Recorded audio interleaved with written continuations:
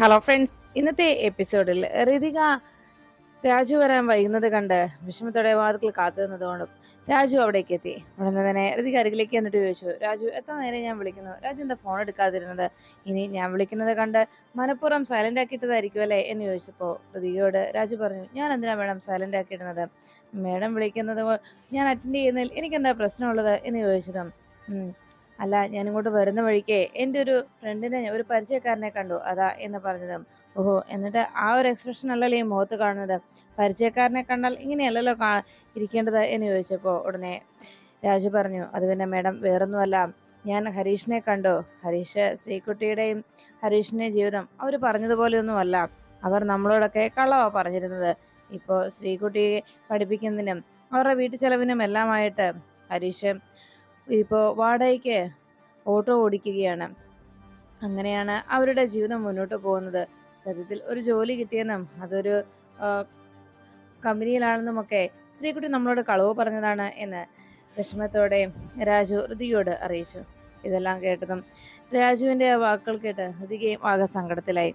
ഉടനെ ഋതിക പറഞ്ഞു, രാജു തൽക്കാലം അവരുടെ പ്രശ്നങ്ങൾക്കൊക്കെ ഒരു പരിഹാരം എന്നോണം ഇപ്പോ ആ ഓട്ടോ ഓടിക്കുന്നത് അത്ര വലിയ കുഴപ്പമുള്ള ജോലിയൊന്നും അല്ലല്ലോ, ഓട്ടോ ഓടിക്കുന്നത് അത്ര മോശം ജോലിയാണോ എന്ന് ചോദിച്ചു. എങ്കിലും ഋതിക മേഡം, ആ ഹരീഷ് എങ്ങനെ ജീവിക്കേണ്ട ആളായിരുന്നു? എൻ്റെ അനുജത്തെ വിവാഹം കഴിച്ചത് കൊണ്ടല്ലേ ഇങ്ങനെയെല്ലാം സംഭവിച്ചത് എന്ന് ചോദിച്ചതും ഋതിക പറഞ്ഞു, രാജു അങ്ങനെയൊന്നുമില്ല, എല്ലാത്തിനും അതിൻ്റെതായ മാന്യതയുണ്ട്. പിന്നെ രാജു ഇങ്ങനെയൊക്കെ ചിന്തിക്കുന്നതാണ് ശരിയല്ലാത്തത് എന്ന് പറഞ്ഞു. ഇതെല്ലാം കേട്ടതോടെ ഹരീഷിനെ കുറിച്ചും ശ്രീകുട്ടിയെ കുറിച്ചുമുള്ള രാജുവിന്റെ ആശങ്ക ഋതികയുടെ വാക്കുകൾ കേട്ടതും രാജുവിന് അത് ആശ്വാസമായി. ഇപ്പോ അവർ പരസ്പരം സ്നേഹിച്ച ആളുകൾ തമ്മിൽ ഒന്നിക്കുകയും അവരൊരുമിച്ച് ജീവിക്കുകയും ചെയ്യുന്നു. അതിൽ അവര് സന്തുഷ്ടരാണ്. അതല്ലേ മറ്റെന്തിനേക്കാളും വലുത് രാജു എന്ന് ചോദിച്ചതും രാജു പറഞ്ഞു, എന്തായാലും കൊള്ളാം മേഡം. സത്യത്തിൽ അപ്പുവിന്റെ കൂടെ നടന്നപ്പോ ഋതിക മേഡത്തിന് ഇത്രത്തോളം കഴിവും ബുദ്ധിയൊക്കെ ഉണ്ടെന്ന് ഞാൻ ഒട്ടും കരുതിയിരുന്നില്ല. പക്വതയില്ലാത്ത ഒരു കൊച്ചുകുട്ടിയായിട്ടാണ് ഋതിക മേഡത്തെ ഞാൻ കണ്ടിട്ടുള്ളത് എന്ന് രാജു അറിയിച്ചു. അപ്പുവിനേക്കാളും പക്വത കുറഞ്ഞ ഒരാളായിട്ടാണ് ഞാൻ മേഡത്തെ കണ്ടിട്ടുള്ളതെന്ന് പറഞ്ഞതും ഋതിക പറഞ്ഞു, അത് ശരി, അങ്ങനെയായിരുന്നു രാജുവിന് എന്നെ കുറിച്ചുള്ള ധാരണ അല്ലെ? ഇപ്പൊ എന്ത് തോന്നുന്നു രാജുവിന് എന്ന് ചോദിച്ചതും രാജു പറഞ്ഞു, ഇപ്പൊ എന്തായാലും കുറച്ച് പക്വതയൊക്കെയുള്ള ആളെ പോലെ ഋതിക മേഡം സംസാരിക്കുന്നതെന്ന് രാജു പറഞ്ഞത് കേട്ട് ഋതിക പറഞ്ഞു, എന്നാലേ രാജുവിന്റെ തോന്നലായിരുന്നു അങ്ങനെയല്ല തന്നെ. ഞാൻ സത്യത്തിൽ അന്നും ഇന്നും എല്ലായ്പ്പോഴും ഒരുപോലെ തന്നെയാ എന്ന് രാജുവിനോട് ഋതിക അറിയിച്ചു. അത് കേട്ടതും ഓ ശരി, ഞാൻ സമ്മതിച്ചേ എന്ന് പറഞ്ഞതും ഓ ഒടുവിൽ അങ്ങനെയെങ്കിലും സമ്മതിച്ചല്ലോ അല്ലെ എന്ന് പറഞ്ഞ് ഋതിക അകത്തേക്ക് പോകാനായി രാജുവിനെ വിളിച്ച് അകത്തേക്ക് പോകാൻ ഒരുങ്ങുമ്പോൾ പെട്ടെന്ന് ഒരു ഇടിമിന്നൽ ഉണ്ടാവുന്നു. ആ മിന്നലിന്റെ ശബ്ദം കേട്ട്, ഇടിയുടെ ശബ്ദം കേട്ട് മിന്നൽ വന്നതോടെ പേടിച്ച് രാജുവിനെ നെഞ്ചിലേക്ക് ഋതിക ചേർന്നു.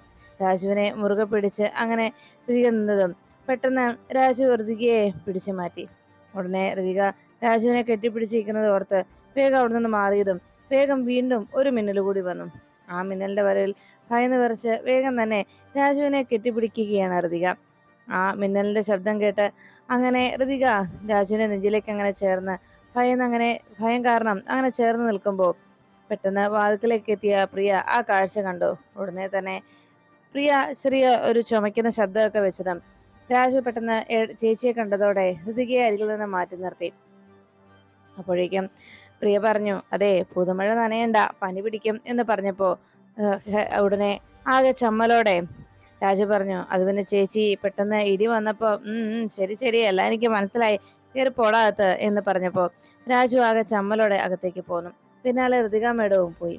അതിനുശേഷം കാണുന്നത് വേണുവും രാധയും റൂമിലേക്ക് ഡൈനിങ് ടേബിളിന് അരികിലേക്ക് എത്തിയതും ഭക്ഷണം കഴിക്കാൻ വന്നിരുന്ന വേണു വല്ലാത്ത ആലോചന മുഴുകുന്നത് കണ്ട് രാധ ചോദിച്ചു, നിങ്ങളെന്താ മനുഷ്യ വലിയ ആലോചനയിലാണല്ലോ? അപ്പോഴേക്കും ഉടനെ വേണു പറഞ്ഞു, എന്റെ രാധെ നീ ഒന്ന് പതുക്കെ പറ, രാജു കേക്കണ്ട. ഞാൻ ഇന്ന് നമ്മുടെ മരുമകൻ ജയൻ തന്ന പണം ഉണ്ടല്ലോ, അത് ഞാൻ രുക്മിണിയമ്മയ്ക്കും ബാക്കി പണം നമ്മുടെ കറണ്ട് ബില്ല് അടയ്ക്കാനുമായിട്ട് എടുത്തു. ഇനി ഒന്നിനും പണം തികയില്ല.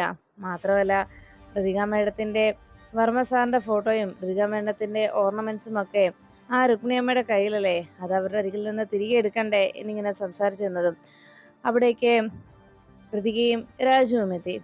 രാജു ഭക്ഷണം കഴിക്കാനായി വന്നിരിക്കുന്ന നേരത്ത് അച്ഛനും മറ്റെല്ലാവരും വളരെ സന്തോഷത്തോടെ ഭക്ഷണം കഴിക്കാൻ തയ്യാറായത് കണ്ട് രാജു മനസ്സ് ചിന്തിച്ചു. ഈ ഒരു കുണിയമ്മയ്ക്ക് കൊടുക്കാനുള്ള പണം റെഡിയായില്ല എന്നുള്ള കാര്യം അച്ഛനോട് എങ്ങനെയാ പറയുക എന്നാലോചിച്ച് രാജു അങ്ങനെ ഇരുന്നു.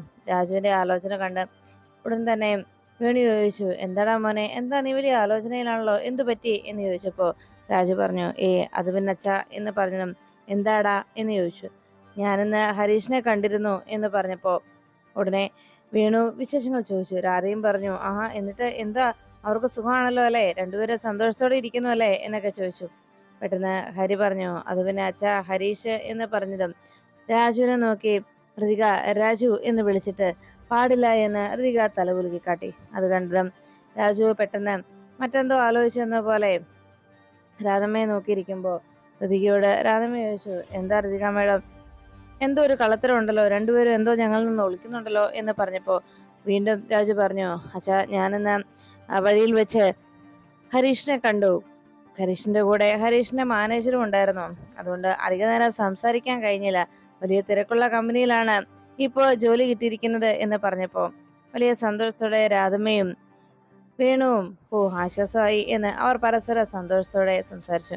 പെട്ടെന്ന് ഹരീഷിനെ കുറിച്ച് പറയാനൊരുങ്ങിയ രാജുവിനെ തടഞ്ഞ ഋതിക മേഡത്തെ നോക്കി, പോരെ മേഡം എന്ന് രാജു അന്വേഷിച്ചു. മതിയെന്ന് ഋതിക തലകുലിക്കതും രാധമ്മ പെട്ടെന്ന് വേണുവിനോട് പറഞ്ഞു, അതെ, നമുക്ക് ഉടനെ ഒന്ന് ശ്രീകുട്ടിയെ കാണാൻ പോകണം കേട്ടോ എന്ന് പറഞ്ഞപ്പോ രാജു ചോദിച്ചു, അതെന്തിനാ, അതിന്റെ ഒന്നും ആവശ്യമില്ല. ഉടനെ രാധമ്മ ചോദിച്ചു, അതെന്താണ് അങ്ങനെ എന്ന് അന്വേഷിച്ചപ്പോ രാജു പറഞ്ഞു, അതെ, വേറൊന്നുമല്ല, നമ്മളെ എല്ലാവരെയും വേദനിപ്പിച്ച് എതിർത്ത് വിവാഹിതരായവരല്ലേ അവർ, അതുകൊണ്ട് തന്നെ കുറച്ചൊക്കെ അവർ തനിച്ച് ജീവിക്കട്ടെ. സപ്പോർട്ടിന് ആളുണ്ടെന്ന് തോന്നിയാൽ പിന്നെ അവർ ഒരു കാര്യവും ശ്രദ്ധിച്ചെന്ന് വരില്ല. സ്വന്തമായി ജീവിക്കാനുള്ള ഒരു പ്രേരണയും അവർക്കുണ്ടാവില്ല. അതുകൊണ്ട് തന്നെ തൽക്കാലം നമ്മൾ അവരുടെ കാര്യങ്ങൾ ഇടപെടാതിരിക്കുന്നതാണ് നല്ലത് എന്ന് രാജു പറഞ്ഞതും അത് ശരിയാണെന്ന് വീണുവും സമ്മതിച്ചു. അങ്ങനെ അവർ സംസാരിച്ച് ഭക്ഷണം കഴിച്ചുകൊണ്ടിരിക്കുന്നതിനിടയിൽ പെട്ടെന്ന് രാധയുടെയും വേണുവിൻ്റെയും രാജുവിൻ്റെയും ഒക്കെ മനസ്സിൻ്റെ സ്ഥിതികളെക്കുറിച്ച് മനസ്സിലാക്കിയ ഋതിക ആലോചിച്ചു. ഇവിടെ എല്ലാവരുടെയും മനസ്സിൽ വിഷമമുണ്ട്, ഓരോരോ പ്രശ്നങ്ങളുണ്ട്. പക്ഷേ അതാരും പരസ്പരം കാട്ടുകയോ അത് പുറത്തു കാട്ടുകയോ ചെയ്യുന്നില്ല. കാരണം മറ്റൊരാളെ വേദനിപ്പിക്കാൻ, അവരുടെ സങ്കടം കാണാൻ ആഗ്രഹിക്കുന്നില്ല. എല്ലാവരും പരസ്പരം സ്നേഹത്തോടെ കഴിയാനും പരസ്പരം സ്നേഹിക്കാനും മാത്രം അറിയാവുന്നവരാണ്. ഇവരുടെ കുടുംബത്തിൽ ജീവിക്കാൻ കഴിഞ്ഞത് തന്നെ എൻ്റെ ഭാഗ്യമാണ് എന്ന് ഋതിക അങ്ങനെ ചിന്തിച്ചു നിന്നു. പിറ്റേന്ന് രാവിലെ പ്രതാപവർമ്മ സുകുമാരൻ സാറിനോട് സംസാരിക്കണം. സുകുമാരൻ സാറ് പറഞ്ഞതുപോലെ സീമിന് അത്ര പേടിയൊന്നുമില്ല. സാറ് അങ്ങനെ പേടിക്കുന്ന ഒരാളുമല്ല. ഇനി അഥവാ ആകാശം ഇടിച്ചു വീഴാൻ പോകുന്നു എന്ന് പറഞ്ഞാൽ ഞാൻ വരാം താങ്ങി നിർത്താൻ, നമുക്കൊരു കൈ നോക്കാവടോ, ഞാനും വരുന്നുണ്ട് എന്ന് പറഞ്ഞ് വളരെ ലാഘവത്തോടെ സംസാരിക്കുകയും പെരുമാറുകയും ചെയ്യുന്ന സീമിനാണോ പേടിയുണ്ടെന്ന് പറയുന്നത്? അതൊക്കെ വെറുതെ പറയുന്നതാണ് സാർ എന്ന് സുകുമാരൻ സാറിനോട് സംസാരിച്ചു നിൽക്കുമ്പോൾ പ്രതാപന്റെ സംസാരമൊക്കെ കേട്ട് ദീപക്ക് അരികിൽ തന്നെയായിരുന്നു. അപ്പോഴാണ് അവിടേക്ക് അംബിക എത്തിയത്. അല്ല പ്രതാപം, എന്താ നീ ഇന്നലത്തെ ചടങ്ങിനെ കുറിച്ചൊക്കെ നീ അറിഞ്ഞോ? ഇന്നലെ നിന്റെ പിറന്നാളായതുകൊണ്ട് നമ്മുടെ കമ്പനിയിലുള്ളവർക്ക് എല്ലാവർക്കും ബോണസ് കൊടുക്കുകയും പിന്നെ എല്ലാവർക്കും ഓരോ പർച്ചേസ് വൗച്ചർ നൽകുകയും ചെയ്തിട്ടുണ്ട്. ഇതൊക്കെ ദീപകിന്റെ ഐഡിയ ആണ് എന്ന് പറഞ്ഞതും ദീപക് അങ്ങനെ ചെയ്തതിന്റെ ആ ഒരു ക്രെഡിറ്റ് ദീപകിന് കൊടുക്കുന്നതിന് വേണ്ടി അംബിക അങ്ങനെ പറയുമ്പോൾ അത് കേട്ട ഉടനെ പ്രതാപൻ പറഞ്ഞു, കൊള്ളാം, നല്ല കാര്യം എന്ന് പ്രതാപൻ അങ്ങനെ അഭിപ്രായം പറഞ്ഞു നിർത്തി. അപ്പോഴാണ് രാജുവും ഋതികയും കൂടി വീട്ടിലേക്ക് ബൈക്കിൽ വന്നിറങ്ങുന്നത്.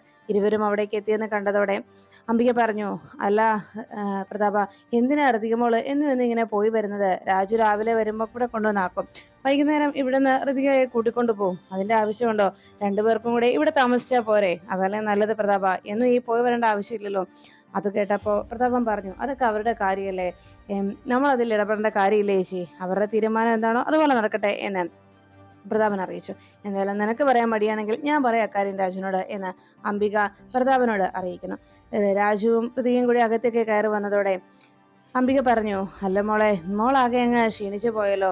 ഇവിടെ യാമിനിയുടെ ഭക്ഷണം കഴിച്ചുകൊണ്ടിരുന്നപ്പോ വളരെ നല്ല മിടുക്കിയായിട്ടിരുന്നതല്ലേ എന്നൊക്കെ ചോദിച്ചപ്പോ ഇത് കേട്ടിരുന്ന യാമിനി പറഞ്ഞു, എനിക്ക് കണ്ടിട്ട് അങ്ങനെയൊന്നും തോന്നുന്നില്ല ചേച്ചി. ഇപ്പോൾ ഋതികമോൾ നല്ല സുന്ദരിയായിട്ടായിരിക്കുന്നത്. മാത്രമല്ല ഞാൻ ഉണ്ടാക്കുന്നതിനേക്കാൾ കൂടുതൽ ഇഷ്ടം ഋതികമൊക്കെ രാധമ്മ ഉണ്ടാക്കുന്ന ഭക്ഷണമാണ് അല്ലേ എന്ന് ഋതികയോട് യാമിനി ചോദിക്കുന്നത് കേട്ട് ഋതിക ചിരിച്ചുകൊണ്ട് തലകുലുക്കി. അപ്പോഴേക്കും അവിടേക്ക് മറ്റൊരു അതിഥി അപ്രതീക്ഷിതമായി എത്തുന്നു. യാമിനിയുടെയും മറ്റ് അംബികയുടെയൊക്കെ അഭിപ്രായം കേട്ട് അങ്ങനെ സംസാരിച്ചുകൊണ്ട് നിൽക്കുമ്പോഴാണ് അകത്തേക്ക് ഒരു സ്ത്രീ കയറി വരുന്നത് കണ്ട് അംബികയോട് ഉടനെ യാമിനി ചോദിച്ചു, അല്ല ആ വരുന്നത് സരസു ചേച്ചിയല്ലേ അംബികേച്ചി എന്ന് ചോദിച്ചതും അതേ എന്ന് അംബിക തലകുലുക്കി. അപ്പോഴേക്കും അകത്തേക്ക് കയറി വന്ന സരസ്വതിയെ കണ്ട് പ്രതാപൻ വളരെ സന്തോഷത്തോടെ സ്വീകരിച്ചു. ആഹാ, സരസ്വതി ചേച്ചിയോ, എന്തുണ്ട് ചേച്ചി വിശേഷം? ചേട്ടനൊക്കെ സുഖമായിട്ടിരിക്കണോ? ഉണ്ണിക്ക് എന്തുണ്ട് വിശേഷം? അങ്ങനെ വീട്ടുകാര്യങ്ങളൊക്കെ ചോദിച്ചതും എല്ലാവരും സന്തോഷത്തോടെ ഇരിക്കുന്നു. എല്ലാവർക്കും വളരെ സുഖവുമാണ്. പിന്നെ ഉണ്ണിയുടെ കാര്യം, അതാണ് എനിക്കിപ്പോൾ ആകെ വിഷമം. അങ്ങ് ഓസ്ട്രേലിയയിലെ വലിയ കമ്പനിയാണ്. അവൻ്റെ കമ്പനിയിൽ അവൻ ചെന്നതിന് ശേഷം കൂടുതൽ കൂടുതൽ നേട്ടങ്ങളാണ് ഉണ്ടായിക്കൊണ്ടിരിക്കുന്നത്. വമ്പൻ വളർച്ചയാണെന്നും അവരുടെ MD പറഞ്ഞു കഴിഞ്ഞു. എന്തായാലും അങ്ങനെയൊക്കെ ആണെങ്കിൽ തന്നെ കുടുംബത്തെന്താ, എന്തിനാണ് കുറവുള്ളത്? ഏക്കറോളം സ്ഥലം കിടക്കുന്നു. പിന്നെ ആവശ്യത്തിനും അനാവശ്യത്തിനും ഒക്കെ ആയിട്ട് നമ്മുടെ കാര്യങ്ങൾ നോക്കി നടക്കാനായിട്ട് ഒത്തിരി ആളുകൾ. പക്ഷേ പറഞ്ഞിട്ട് എന്ത് കാര്യം? ഒരേ ഒരു മകനല്ലേ. അവന്റെ വിവാഹ കാര്യത്തിലാണ് ഞങ്ങളാകെ വിഷമത്തോടെ ഇരിക്കുന്നത്. ഏട്ടന്റെ കാര്യം അറിയാവല്ലോ. അവനൊരു വിവാഹം കഴിച്ച് കാണാനായിട്ട് ഞങ്ങൾ വളരെ ആഗ്രഹത്തോടെയാണ്. കുറേ പെൺകുട്ടികളെ കണ്ടു. പക്ഷെ അവന്റെ ടേസ്റ്റിനോ അവന്റെ താല്പര്യത്തിനോ അവന്റെ സ്വപ്നത്തിനോ ഇണങ്ങിയ ഒരു പെൺകുട്ടി ഇതുവരെ കണ്ടില്ല എന്ന് പറഞ്ഞ് അവൻ വിവാഹത്തിൽ നിന്ന് പിന്മാറി നിൽക്കുകയാണ്. എന്നാൽ കഴിഞ്ഞ ദിവസം പ്രതാപ, ഞാൻ അങ്ങനെ ഒരു പെൺകുട്ടിയെ ക്ഷേത്രത്തിൽ വെച്ച് കണ്ടു. പിന്നെ പ്രതാപന്റെ മോളെ ഞാൻ പരിചയപ്പെട്ടു കേട്ടോ, ക്ഷേത്രത്തിൽ വെച്ച്. അന്നാണ് നമ്മുടെയൊക്കെ മക്കൾ ഇത്രയും വലുതായെന്ന് ഞാൻ തിരിച്ചറിയുന്നത്. പ്രതാപന്റെ മോൾ കല്യാണപ്രായമായ പെൺകുട്ടിയായി എന്നുള്ള കാര്യം അപ്പോഴാണ് ഞാൻ അറിഞ്ഞത്. അല്ല അംബികെ, നിന്റെ മകൻ എവിടെ? അവൻ ചെറുപ്പത്തിൽ വളരെ കുസൃതിയായിരുന്നല്ലോ എന്ന് പറഞ്ഞപ്പോൾ അവിടെ നിന്ന് ദീപക്കിനെ അംബിക ചൂണ്ടിക്കാട്ടി. ഇതാ എൻ്റെ മകൻ എന്ന് പറഞ്ഞതും അവന്റെ കുസൃതിക്ക് യാതൊരു കുറവൊന്നും വന്നിട്ടില്ല സരസ്വതി ചേച്ചി എന്ന് അത് കേട്ട് നിന്ന് ശേഖർ പറഞ്ഞു. അത് കേട്ടതും ഉടനെ സരസ്വതി പറഞ്ഞു, അതെനിക്കറിയാം. അങ്ങനെയൊന്നും കുറുമ്പ് പെട്ടെന്ന് ഇല്ലാതാവുകയില്ലല്ലോ. അല്ലെങ്കിലും അവൻ അതുപോലെ കുറുമ്പ് കാണിച്ചില്ലെങ്കിൽ അല്ലേ അത്ഭുതമുള്ളൂ എന്നെല്ലാം ഉടനെ സരസ്വതി അറിയിച്ചു. അപ്പോഴേക്കും ഉണ്ണിയുടെ വിശേഷങ്ങൾ പ്രതാപൻ ചോദിച്ചു. അപ്പോഴാണ് സരസ്വതി പറഞ്ഞത്, ഉണ്ണിക്ക് ഒരു പെൺകുട്ടിയെ വേണം. അവളുടെ വിവാഹ കാര്യത്തിന് വേണ്ടി ഞങ്ങൾ ഓടി നടക്കുകയാണ്. ഇന്ന് ഈ അടുത്ത ദിവസം ഞാൻ ക്ഷേത്രത്തിൽ വെച്ചൊരു കുട്ടിയെ കണ്ടു. അതിന് പ്രതാപ, നിന്റെ കൂടി സമ്മതം വേണം. ആ വിവാഹം നടക്കണമെങ്കിൽ, ആ കുട്ടിയെ ഞങ്ങളുടെ കുടുംബത്തേക്ക് കൊണ്ടുപോകണമെങ്കിൽ നിന്റെ കൂടി സമ്മതം വേണം എന്ന് പറഞ്ഞതും പ്രതാപൻ ചിരിച്ചുകൊണ്ട് ചോദിച്ചു, അതെന്താ ചേച്ചി അങ്ങനെ പറയുന്നത്? ചേച്ചിക്കൊക്കെ ഇഷ്ടപ്പെട്ട പെൺകുട്ടിയാണെങ്കിൽ അവരുടെ വീട്ടുകാരുമായിട്ട് സംസാരിക്കണം. എന്നിട്ട് വിവാഹകാര്യം എന്നോട് വിവാഹം തീരുമാനിക്കണം. എന്ത് സഹായത്തിനും എന്തിനും ഞാനുണ്ടാവും കൂടെ എന്ന് പ്രതാപൻ അറിയിച്ചു. അതെല്ലാം കേട്ടതും ഉടനെ സരസ്വതി പറഞ്ഞു, അതെ, ഞാൻ കണ്ട ആ പെൺകുട്ടി വേറെ ആരുമല്ല പ്രതാപ, നിന്റെ മകൾ ഈ ഋതിക മോളാണ്. ആ മോളാണ് എൻ്റെ ഉണ്ണിക്ക് ഇഷ്ടപ്പെട്ട പെൺകുട്ടി. ഉണ്ണിയോട് ഞാൻ കാര്യങ്ങൾ പറഞ്ഞപ്പോൾ അവനും ഇഷ്ടമായി എന്ന് പറഞ്ഞു.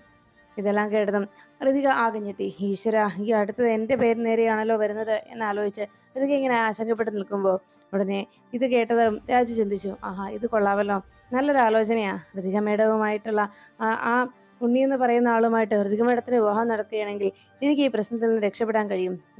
ഉടൻ തന്നെ എല്ലാ കാര്യങ്ങളും വർമ്മ സാറിനോട് പറഞ്ഞ് ഈ പ്രശ്നം പരിഹരിക്കാനും കഴിയും. ഋതിക മേഡത്തിന് നല്ലൊരു ജീവിതവും കിട്ടും. ദീപകിന്റെ പിടിയിൽ നിന്ന് രക്ഷപ്പെടുകയും ചെയ്യും. ഇത് കേട്ട ഉടനെ തന്നെ രാജു വളരെ സന്തോഷത്തോടെ അതിനെക്കുറിച്ച് ചിന്തിക്കുമ്പോൾ ഋതിക വല്ലാത്ത ടെൻഷനിലായി. അപ്പോഴേക്കും പ്രതാപനോട് ഇങ്ങനെ ഒരു ആഗ്രഹം പറഞ്ഞത് കേട്ട്, എന്താ പ്രതാപ, നിന്റെ അഭിപ്രായം എന്താ എന്ന് ചോദിച്ചു. അപ്പോഴേക്കും പ്രതാപൻ മറുപടി പറയാൻ തുടങ്ങുമ്പോൾ രാജു പറഞ്ഞു, വർമ്മ സാർ എന്ന് വിളിച്ചതും പെട്ടെന്ന് വർമ്മ സാർ എന്ന് പറഞ്ഞ് രാജു സംസാരിക്കാൻ തുടങ്ങുന്നത് കണ്ട് വർമ്മ പറഞ്ഞു, വേണ്ട, ഞാൻ സംസാരിച്ചോളാം രാജു. അതിനുശേഷം വേഗം പ്രതാപൻ പറഞ്ഞു, അല്ല ചേച്ചി, നാളെ എന്തായാലും ചേച്ചി ഉണ്ണിയും കൂട്ടി ഇങ്ങോട്ടൊന്ന് വാ. ഇതിൻ്റെ തീരുമാനം അപ്പം ഞാൻ പറയാം. പിന്നെ ഉണ്ണിയും കൂട്ടി ഇവിടേക്ക് വരുമ്പോൾ നാളെ ഇവിടെ ഒരു ഫംഗ്ഷൻ നടക്കുന്നുണ്ട്. ആ ഫംഗ്ഷനിൽ ഉണ്ണിയും കൂട്ടി സരസ്വതി ചേച്ചിയും കൂടി എത്തണം. എല്ലാവരെയും വിളിച്ച് ഒരു ചെറിയൊരു ഫംഗ്ഷൻ ഞാൻ ഇവിടെ അറേഞ്ച് ചെയ്യുന്നുണ്ട് എന്നറിയിച്ചു. അത് കേട്ടതോടെ, ശരി, എന്തായാലും പ്രതാപ, നീ ഇതിന് നോ പറയില്ലെന്ന് എനിക്ക് ഉറപ്പുണ്ടായിരുന്നു. ഇങ്ങനെ ഒരു തീരുമാനം നീ എടുത്ത സ്ഥിതിക്ക് ഞാൻ വളരെ സന്തോഷത്തോടെയാണ് പോകുന്നത്. ഉണ്ണിക്കും ഒത്തിരി സന്തോഷമാകും. അപ്പോൾ ഞാൻ ഇറങ്ങട്ടെ മോളെ. ഉണ്ണിയോട് കാര്യങ്ങൾ പറഞ്ഞ് ഉണ്ണിയും കൂട്ടി നാളെ ഞങ്ങൾ രണ്ടുപേരും ഇവിടെ വരും കേട്ടോ എന്ന് പറഞ്ഞ് ഋതികയോട് യാത്ര പറഞ്ഞ് അവിടുന്ന് സരസ്വതി ഇറങ്ങുന്നു. എല്ലാവരും ആകെ അതിശയപ്പെട്ട് അങ്ങനെ നോക്കി നിൽക്കുമ്പോൾ പെട്ടെന്ന് പ്രതാപനെ നോക്കി സരസ്വതി പറഞ്ഞു, പ്രതാപ, നീ ഇന്നിങ്ങ് വന്നേ. ഉടനെ പ്രതാപനും പിന്നാലെ ഇറങ്ങിച്ചെന്നു. അപ്പോൾ പുറത്തേക്ക് ഇറങ്ങിയതിന് ശേഷം സരസ്വതി പറഞ്ഞു, പ്രതാപ, നിന്റെ അടുത്ത് നിന്നത് നിന്റെ PA ചെറുക്കനല്ലേ? ആ ചെറുക്കൻ നമ്മൾ സംസാരിക്കുന്നതിനിടയിൽ കയറി സംസാരിക്കാൻ ശ്രമിച്ചത് കണ്ടല്ലോ. അതെ, ഇത്തരക്കാരെ കുറച്ച് അകറ്റി നിർത്തുന്നതാണ് നല്ലത്. ഇവരെ ഒന്നും വിശ്വസിക്കാൻ പാടില്ല. നീ ഒരു നിഷ്കളങ്കനാണ്. നിനക്ക് അങ്ങനെ ചതിയും വഞ്ചനയൊന്നും അറിയില്ല. അതുകൊണ്ട് നിന്നോട് ഞാനൊന്ന് പറഞ്ഞതേ ഉള്ളൂ എന്ന് സരസ്വതി അറിയിച്ചു. അത് കേട്ടതും ശരിയെന്ന് പറഞ്ഞ് ചേച്ചി നാളെ ഉണ്ണിയുമായിട്ട് വരാൻ പറഞ്ഞ് പ്രതാപൻ സരസ്വതിയെ യാത്ര അയച്ചു. അതിനുശേഷം അകത്തേക്ക് കയറി വന്ന പ്രതാപനോട് അംബിക ചോദിച്ചു, അല്ല പ്രതാപ, നീ എന്താ ഇവിടെ ഋതികമ്മളുടെ വിവാഹം കഴിഞ്ഞു എന്നുള്ള വിവരം പറയാതിരുന്നത് എന്ന് ചോദിച്ചപ്പോൾ അത് കേട്ട ഉടനെ തന്നെ പ്രതാപൻ പറഞ്ഞു, അതെ ചേച്ചി, അതിനാണ് നാളെ ഞാനിവിടെ ഒരു ഫംഗ്ഷൻ ഉണ്ടെന്ന് പറഞ്ഞത്. നമ്മുടെ ഇപ്പോൾ സരസ്വതി ചേച്ചി അറിയാത്തതുപോലെ ഈ നാട്ടിൽ പലർക്കും ഇവർ വിവാഹം കഴിഞ്ഞ കാര്യം അറിയില്ലല്ലോ എന്ന് ചോദിച്ചു. എന്തുകൊണ്ടാണ് സരസ്വതി ചേച്ചി ഇവിടെ വിവാഹാലോചനയുമായിട്ട് വന്നത് എന്ന് ചോദിച്ചപ്പോൾ അത് ചേച്ചി ഇവർ വിവാഹക്കാരെ അറിയാത്തത് കൊണ്ട് എന്ന് പ്രതാപനോട് അംബിക മറുപടി നൽകി. അപ്പോൾ അതുപോലെ ഇവിടെ പല ആളുകളും ഇവരുടെ വിവാഹം കഴിഞ്ഞ വിവരം അറിഞ്ഞിട്ടില്ല. അംബിക ചേച്ചി നമ്മൾ മാത്രമല്ലാതെ കുറേ ആളുകളും ഈ നാട്ടിലുള്ള കുറേ ആളുകളും ഇവരുടെ വിവാഹം നടന്ന വിവരം അറിഞ്ഞിട്ടില്ല. അതുകൊണ്ട് ബാക്കിയുള്ള എല്ലാവരെയും നാളെ അറിയിക്കാൻ വേണ്ടിയാണ് ഇവിടെ ഒരു ഫംഗ്ഷൻ നടത്തുന്നത്. ഇവരുടെ രണ്ടുപേരുടെയും വിവാഹ വാർത്ത അത് എല്ലാവരെയും അറിയിക്കണം. ഇനിയും ഇങ്ങനെ ഒരു അബദ്ധം ആർക്കും ഉണ്ടാകരുത്. അതിനുവേണ്ടി എന്നെ പ്രതാപൻ അംബികയോട് അറിയിച്ചു. ഉടനെ അംബിക ചോദിച്ചു, അല്ല പ്രതാപ, അങ്ങനെ ഒരു നീക്കം വേണോ? അതിന്റെ ആവശ്യമുണ്ടോ? അപ്പോഴേക്കും വർമ്മയുടെ അരികിലേക്ക് രാജുവും എത്തിയിട്ട് ചോദിച്ചു, വർമ്മ സാറേ, അതിന്റെ ആവശ്യമുണ്ടോ എന്ന് ചോദിച്ചപ്പോൾ ഉടനെ പ്രതാപൻ ചോദിച്ചു, രാജു, നീ എൻ്റെ മകളെ വിവാഹം കഴിച്ചത് എന്നോട് ചോദിച്ചിട്ടാണോ എന്ന് ചോദിച്ചതും രാജു പറഞ്ഞു, അല്ല സാർ, അങ്ങനെയല്ല. അങ്ങനെയാണെങ്കിൽ ഈ കാര്യത്തിൽ നീയും അഭിപ്രായം പറയാൻ വരണ്ട. ഇതിൽ എൻ്റെ തീരുമാനമാണ്, ഇതിൽ യാതൊരു മാറ്റവുമില്ല എന്ന് പ്രതാപൻ എല്ലാവരോടും അറിയിച്ചു. അതിനുശേഷം യാമിനിയെ ശേഖരനോട് പറഞ്ഞു, ശേഖര, നാളത്തെ ഫംഗ്ഷന്റെ കാര്യം എല്ലാം വേണ്ട പോലെ നീ അറേഞ്ച് ചെയ്തോണം എന്ന് പറഞ്ഞപ്പോൾ അതിനെന്തായിട്ടാ ഒരു കുറവും ഞാൻ വരത്തില്ല, എല്ലാം ഭംഗിയായിരിക്കും എന്ന് ശേഖർ അറിയിച്ചു. പിന്നീട് യാമിനിയെ നോക്കി പ്രതാപൻ പറഞ്ഞു, യാമിനി, വിവാഹിതയായ ഒരു പെൺകുട്ടി സീമന്തരേഖയിൽ സിന്ദൂരം ചാർത്തുന്നതും കഴുത്തി താലി അണിയുന്നതിനും എന്തിനാണ് എന്ന് നീ ഇവിടെ പറഞ്ഞൊന്ന് മനസ്സിലാക്കണം എന്ന് പറഞ്ഞ് പ്രതാപൻ നേരെ റൂമിലേക്ക് പോകുന്നു. ഈ ഒരു കാര്യം കേട്ടതോടെ ശരിയെന്ന് യാമിനിയും തലകുലുക്കി. കഴുത്തിൽ താലിമാലയും സീമന്തരേഖയിൽ സിന്ദൂരവും അണിയാതിരുന്നത് കൊണ്ടാണ് അവർക്ക് അങ്ങനെ ഒരു തെറ്റിദ്ധാരണ ഉണ്ടായതെന്ന കാര്യം ഒരിക്കൽ കൂടി ഋതികയെ ഓർമ്മപ്പെടുത്തിയിട്ട് പ്രതാപൻ അകത്തേക്ക് കയറിപ്പോകുന്നു. പ്രതാപന്റെ തീരുമാനം കേട്ട് രാജു ആകെ ധർമ്മസങ്കടത്തിലായി. ദൈവമേ, നാളത്തെ ഫംഗ്ഷൻ നടക്കാൻ പാടില്ല. അത് നടന്നു കഴിഞ്ഞാൽ പിന്നെ ഒരിക്കലും ഈ ഒരു പ്രശ്നത്തിന് പരിഹാരം കണ്ടെത്താനാവില്ല. എത്രയും പെട്ടെന്ന് ഇതിനൊരു പരിഹാരം കാണണം. അതിന് ഇനി ഒരു പോംവഴി എന്ന് പറഞ്ഞാൽ ഋതിക മേഡത്തിന്റെ ഈ വിവാഹം നടത്തുക എന്ന് മാത്രമാണ്. എത്രയും പെട്ടെന്ന് വർമ്മ സാറിനോട് കാര്യങ്ങൾ തുറന്നു പറയുകയും ചെയ്യണം. നാളത്തെ ഈ ഫംഗ്ഷൻ നടക്കാതിരുന്നാൽ മാത്രമേ ഇതെല്ലാം സാധിക്കൂ എന്ന് രാജു തീരുമാനിച്ചു. ഋതികയുമായി അവിടെ നിന്ന് തിരികെ വീട്ടിലേക്ക് വന്നതും രാജു ഋതികയോട് പറഞ്ഞു, ഋതിക മേഡം, ഒരു കാരണവശാലും നാളത്തെ ഈ ഫംഗ്ഷൻ നടക്കാൻ പോകുന്നില്ല. വർമ്മ സാർ അറേഞ്ച് ചെയ്യുന്ന ഈ ഫംഗ്ഷൻ നടക്കില്ല എന്ന് പറഞ്ഞപ്പോൾ ഋതിക പറഞ്ഞു, അതെ, അച്ഛൻ തീരുമാനിച്ചതാ, അത് നമുക്കായിട്ട് ഒന്നും ചെയ്യാൻ കഴിയില്ല എന്ന് പറഞ്ഞപ്പോൾ രാജു പറഞ്ഞു, എന്ത് സംഭവിച്ചാലും ശരി, ഇതിന് ഞാൻ കൂടെ നിൽക്കില്ല എന്ന് പറഞ്ഞ് രാജു ദേഷ്യപ്പെടുന്നു. രാജുവിന്റെ ഋതിക മേഡത്തിന്റെ സംസാരം അപ്പുറത്ത് വന്ന വേണു കേൾക്കാനിടെ എന്തായിരിക്കും രാജു അങ്ങനെ ബഹളം വെക്കുന്നത് എന്നാലോചിച്ചു. ഉടനെ ഋതിക എല്ലാ കാര്യങ്ങളും രാധമ്മയോടും വേണുവേട്ടനോടും പറഞ്ഞു. നാളെ ഞങ്ങളുടെ വിവാഹം നടന്നതിന് ഫംഗ്ഷൻ വീട്ടിൽ നടത്താൻ അച്ഛൻ തീരുമാനിച്ചിരിക്കുകയാണെന്നും പക്ഷെ രാജു അതിനെ സമ്മതിക്കുന്നില്ല എന്നും രാജു ഈ ഫംഗ്ഷൻ വരില്ല എന്നും ഒക്കെ പറഞ്ഞ് തന്നോട് വഴക്കിട്ടിരിക്കുകയാണ് എന്ന് ഋതിക സങ്കടത്തോടെ വേണുവിനോടും രാധമ്മയോടും സങ്കടം അറിയിച്ചു. എല്ലാം കേട്ട് കഴിഞ്ഞതും അവർ ഇരുവരും രാജുവിനെ ചോദ്യം ചെയ്യുന്നു. അവസാനം മനസ്സെല്ലാ മനസ്സോടെ നാളത്തെ ഫംഗ്ഷനിൽ പങ്കെടുക്കാമെന്ന് രാജു സമ്മതിച്ചു. തിരികെ റൂമിലേക്ക് എത്തിയ നിമിഷം ഋതിക കിടന്നുറങ്ങുന്നത് കണ്ടതോടെ അരികിലേക്ക് വന്ന രാജു ദേഷ്യത്തോടെ പറഞ്ഞു, ഓ ഋതിക മേഡം, എനിക്കെല്ലാം ഓർത്തു വരുമ്പോഴുണ്ടല്ലോ ഈ കിടപ്പ് കാണുമ്പോൾ കഴുത്ത് പിടിച്ച് ഞെരിക്കാൻ എനിക്ക് തോന്നുന്നത് എന്ന് പറഞ്ഞു രാജു ഋതികയുടെ കഴുത്തിനരികിലേക്ക് കൈകൾ ഉയർത്തിക്കൊണ്ട് അരികിലേക്ക് ചെല്ലുമ്പോൾ കണ്ണു തുറന്നു നോക്കുന്ന ഋതിക രാജു തന്റെ അരികിലേക്ക് വരുന്നത് കണ്ട് വേഗം തന്നെ രാജു ഋതികയെ പിടിച്ച് ബെഡിലേക്ക് വീഴിക്കുന്നു.